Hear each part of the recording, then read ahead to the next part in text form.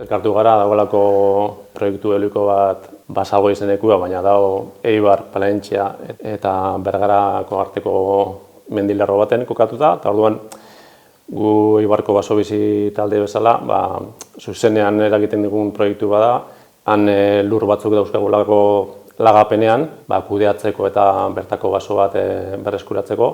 Aldaketa klimatikoaren izenean ezin dugu paisaia eta daukagun natura apurra deusezten jarraitu ez. Eta orduan, energia berriztagarriak behar dira, baina ikusi da zelan eta nun eta zen modutan.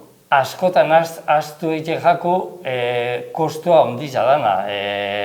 Jokoan dare baloreko sistemiko mordua, edo adibidez, basobiziak daraman aurrera ekintza, ez?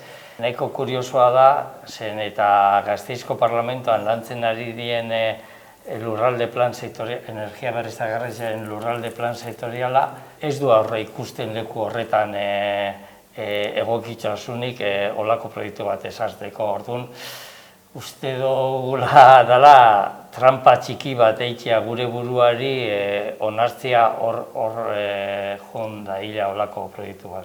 Eibarrenek horreza da eskala egitea. Da, Untzagako torrian azpixan jarri, gora behiratu eta Untzagako torria dakaz 77 metro, gitxi gora bera 3 torre bat abestian gendipin eta hori izan da altura. Eredu honen kontra goiaz, gu ez goiaz berriztagarrien kontra, baina eredu hau ez digu konpontzen ezer, eta gero gainerak balantzan baten jarri behar die onurak eta kaltiak, eta guk uste dugu kaltiak askoz eraginkorra dira.